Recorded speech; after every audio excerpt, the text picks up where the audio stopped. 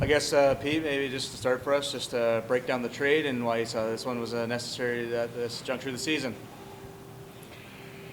Yeah, I think when you look at our team, we've had some really good runs at times, and not so much lately, but I think our team is right in the mix of things, and we just felt that this group deserved a chance to be added to, and we like Yager and Unger a lot, coming from a championship team, and then of course adding Port earlier. So we've added 3 really key pieces from Moose Jaw's winning team last year, and I think that was a real important part of everything.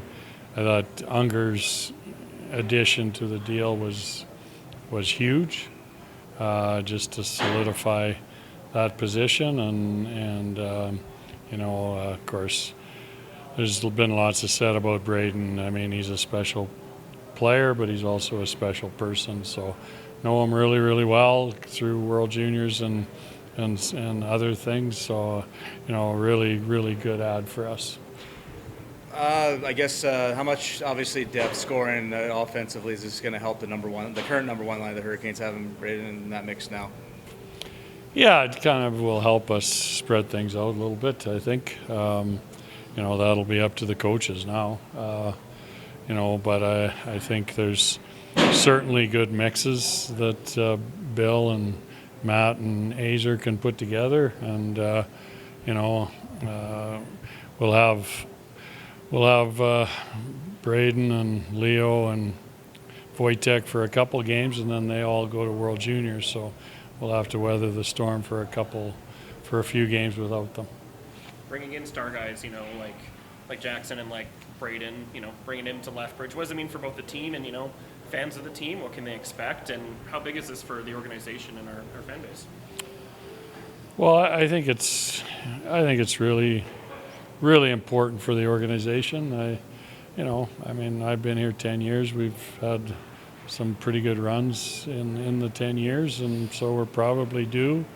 It's been 5 years since we did this before, and I think we're due to do it, and hopefully we can keep playing better. We need some players that are depth players to play better, and contribute in a lot of different ways, and so I think it's important for our organization, our city. I mean, I think it says a lot that we were able to pull off a trade like this. And how much does the current losing skid that the Canes are on factor into you making this trade here and now? Yeah, you try to look at the big picture, not a snapshot. I think we've played really, really well at times. We've had some good sequences and some good series of games that were played really, really well. Just recently, we probably, we've lost a few in a row, but we probably could have easily won a couple of them, but we haven't. And we got to find a way to get back on the winning ways. And we didn't do this deal to stop a losing streak. That had really nothing to do with it. This is about having an opportunity to have a long playoff run, and hopefully you can win a championship in the meantime too. But there's lots of good teams out there. Our Central Division just alone is a juggernaut. So there's a lot of things that have to be accomplished over time, but you can only take it a step at a time, and that's all we're doing. Yeah. Oh, go ahead. Oh, yeah. Been a busy fall for you. Number of trades already. Can we expect anything else as we get closer to the trade deadline? We'll see. I think we just kind of take a step at a time. We had to move Harrison just because we just felt we wanted to carry 2 overages up front, and we had Kutchy on the back. So that, and we added a really good player in Smitty, Shane Smith. So, it's all a process. It's not don't do everything all at once. But we'll sit back now and see how our coaches. I think our coaching staff is as good as there is in the league, and so we'll let them sort things out now a bit, and we'll take it a step at a time.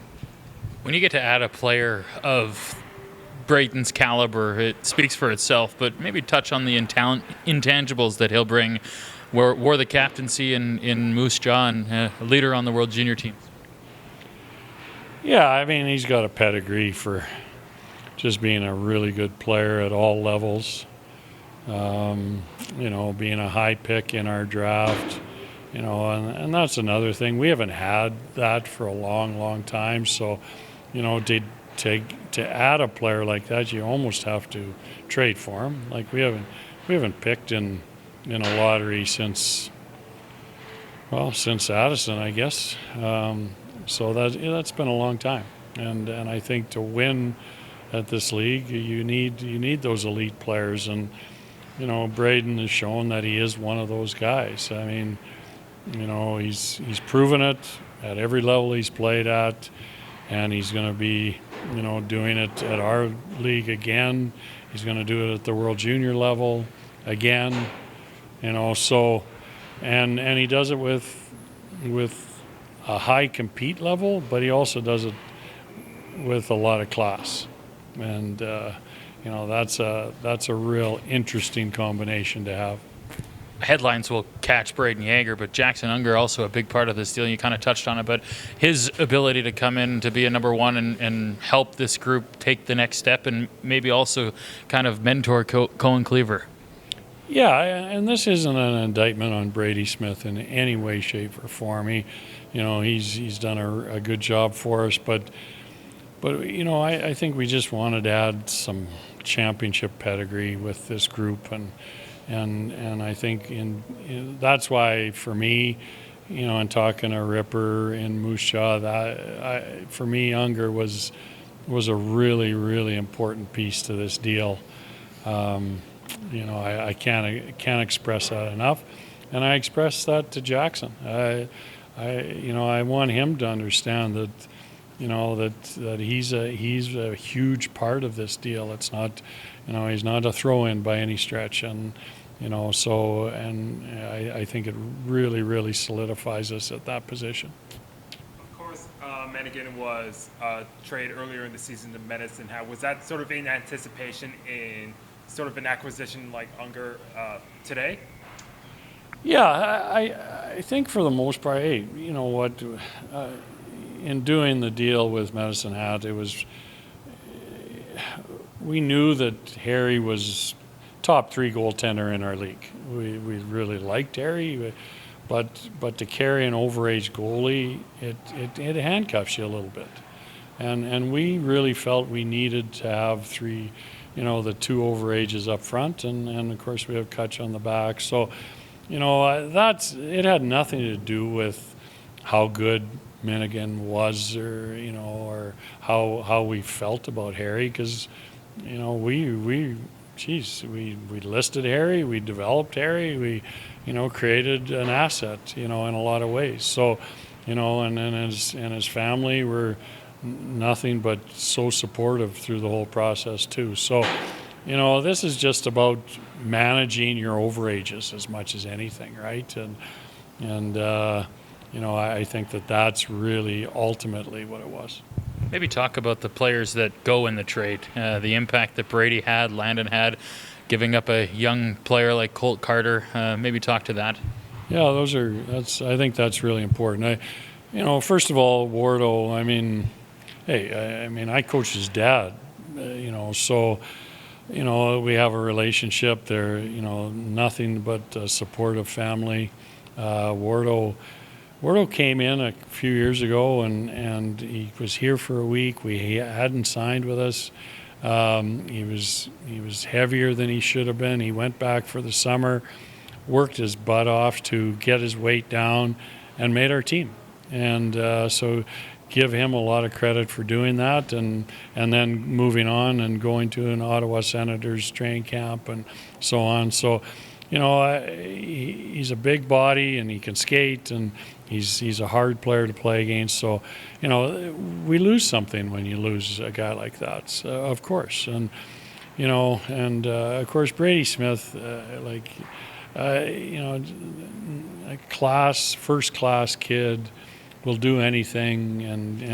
And you think of last year, didn't have a very good first half, but really got to work in the off ice and worked his butt off, to improve his body, and we saw that him do that and reap the rewards for it in the second half, and that set him up for what we were going to have this year. So, I can't speak enough about those guys.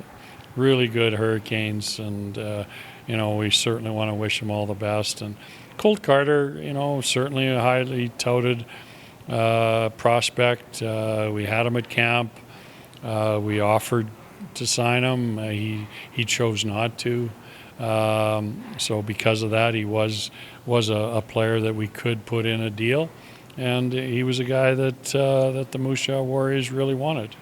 And I think he'd be a really, really good player in this league, at some point. But that's just one of those things where, sometimes you got to really give up some quality in a deal, and he's a quality player. Can you talk about how long this deal was in place, or was it kind of a thing that got made up quickly? Sorry, what's the question? Can you talk about how long this deal was in place for both teams, or if it was just kind of a spur of a thing? Ripper and we talked, a little bit over the last number of weeks, but the Memorial Cup bid was was hanging over our heads. So there was 5 teams that had to sit tight and wait and wait and wait. So once that was done, then immediately we shifted and got the communication going with Jason, and he was certainly open to getting something done fairly quickly. So it probably really started to come to head in the last 48 hours. Just for my last question here, can you talk about the leadership dynamic on how it might switch from on ice and off ice? From who? Like, Adding a player like such important as Yager, yeah. and coming to an organization. Yeah, I think it's just how these players carry themselves. Once you've won, you've got that in your toolbox that is different than other players have. As I mentioned about Brayden, he's been good at every level. He's and not only is he a good player, but he just carries himself with class, and he competes so hard, and